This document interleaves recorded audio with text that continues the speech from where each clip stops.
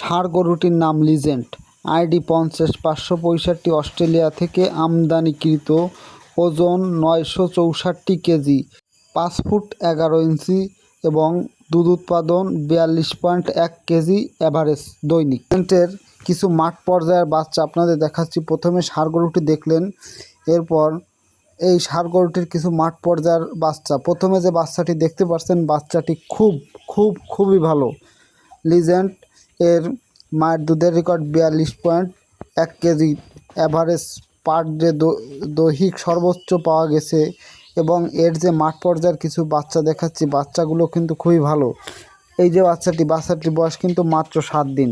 দেখেন 7 দিনে বাচ্চাটি কত সুন্দর এসেছে।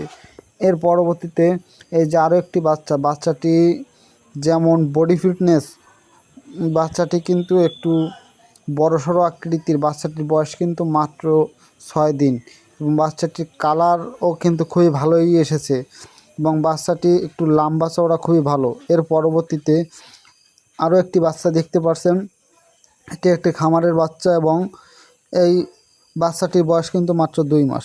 এর পরবর্তীতে আরও একটি বাচ্চা দেখতে পাচ্ছেন, রেড ফ্রিজিয়ান কোয়ালিটির এসেছে, কিন্তু বাচ্চাটি কিন্তু লিজেন্ড ৫০,৫৬৫ নম্বর ষাঁড় গরুর বাচ্চা। এবং এডিএলের যত বাচ্চা এসে থাকে, বেশিরভাগ বাচ্চার কালার, দেহের আকার আকৃতি, গঠন খুবই ভালো আসে।